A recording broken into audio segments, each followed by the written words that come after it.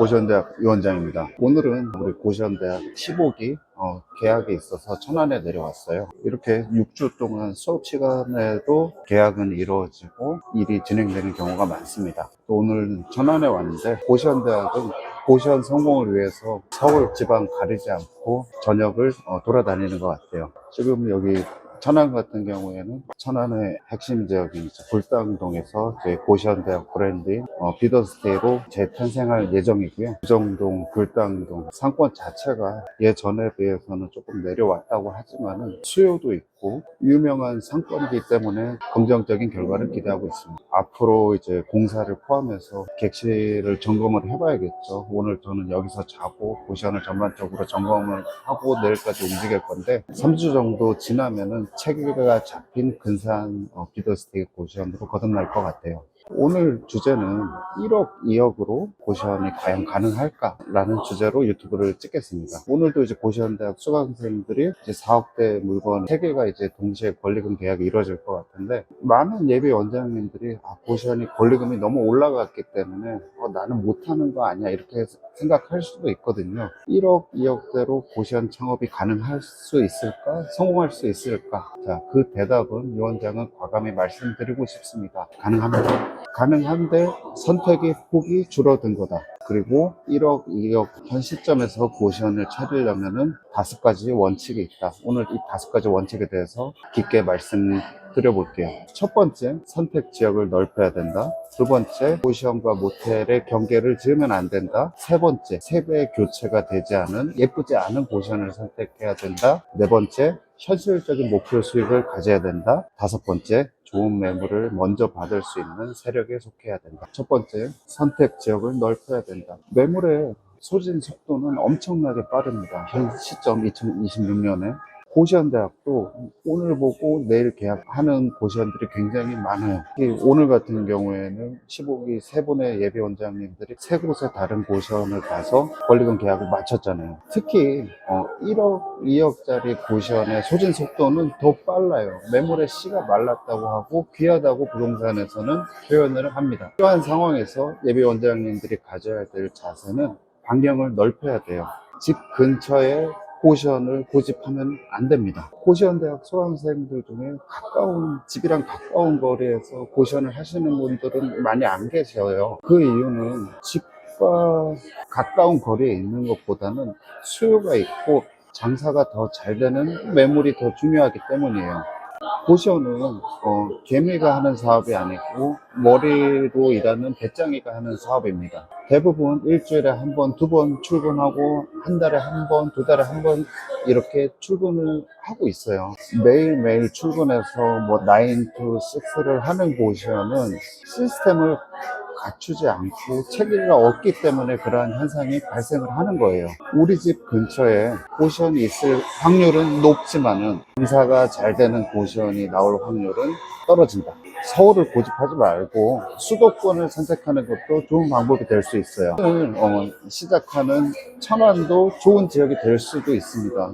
저는 천안에서 좋은 매물 많이 봤거든요. 많은 고시원대학 졸업생들이 서울에 살면서 이천, 청주, 부산 장거리로 운영을 하고 높은 수익을 만들고 있습니다. 예산도 3억, 4억대로 들어가지 않고 1억, 2억대로 들어가서요. 반경을 넓히면 1억, 2억대로 서울보다 더 높은 수익률의 고시원을 얻을 수도 있다. 내 예산에 너무 끌려가지는 말자. 장사가 되는지 수요가 있는지 확인해야 된다. 몇몇 초보 원장들은 분석 없이 나 고시원 하고 싶은데 나랑 금액이 많네, 그러한 이유로 섣불리 장사가 되지 않는 지역의 고시원을 선택을 해서 낭패를 보는 경우가 많습니다. 금액이 맞다는 이유로 수요가 없거나 경쟁이 치열한 전쟁터인 고시원을 들어가는 경우가 많단 말이에요.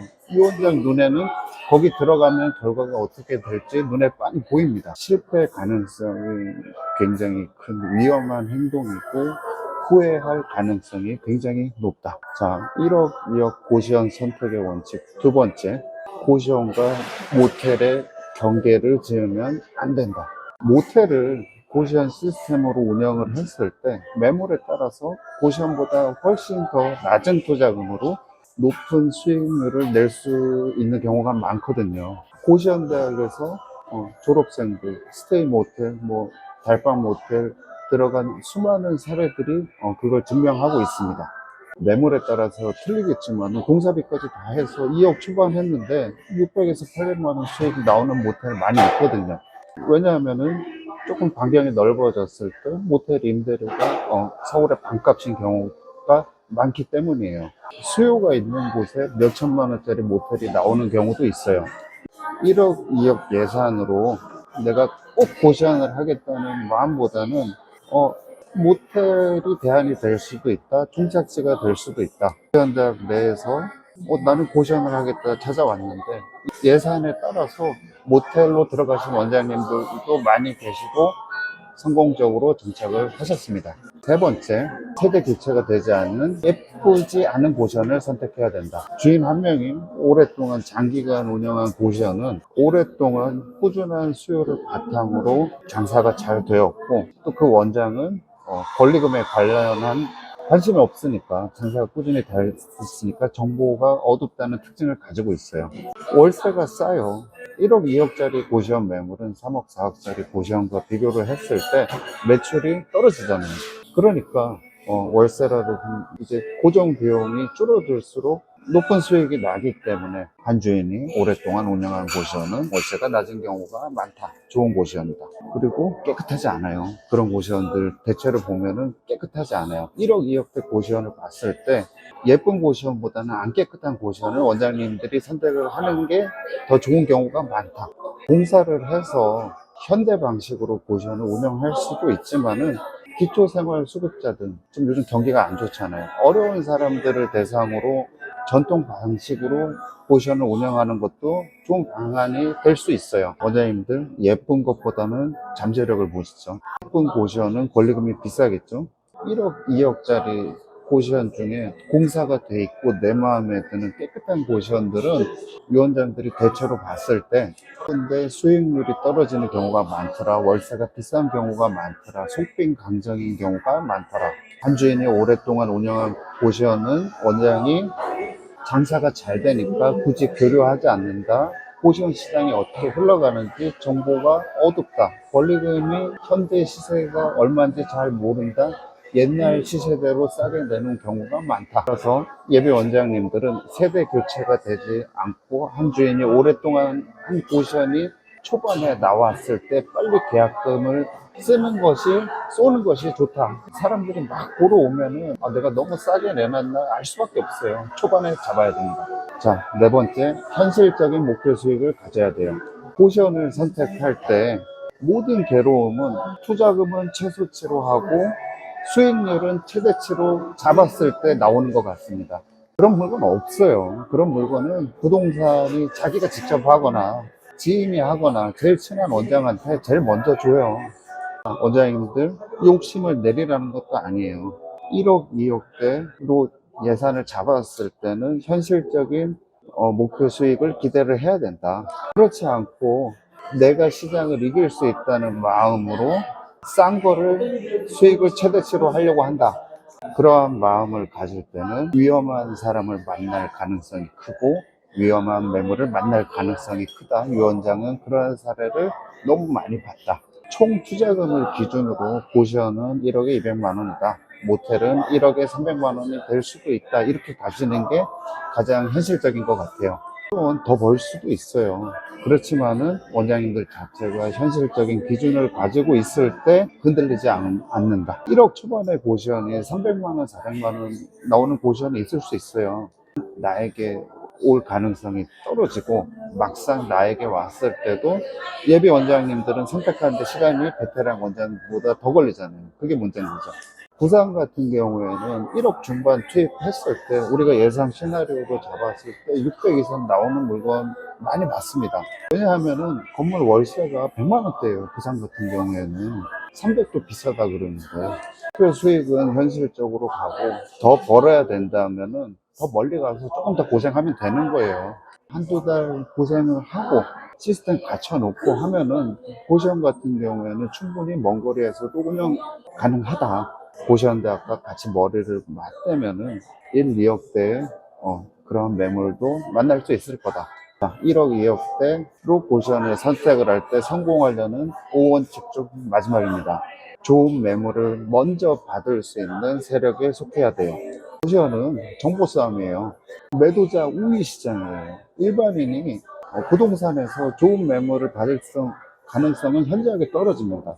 더군다나 1, 2억대, 무권리, 권리금이 싼 매물은 부동산에서 빠르게 자기 아는데 먼저 줄 수도 있고 자기가 할 수도 있고 순식간에 소진이 돼요. 고시원대학에 전화해서 원장님 이거 무권리 매물인데요, 이거 고시원대학 수강생들이 빨리 결정을 해야 될 것 같아요.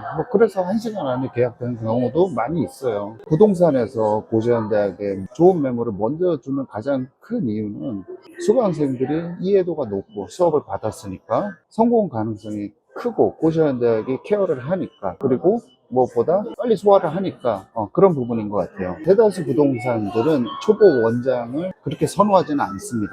어려워해요. 요구하는 자료도 많고 또 까다로울 수도 있고, 무엇보다도 고시원에 대한 이해도가 떨어지는데 자기 방식으로 자기 배경으로 고시원을 바라보기 때문이에요. 근데 부동산 입장에서 고시원을 하겠다는 사람은 많을 거 아니에요.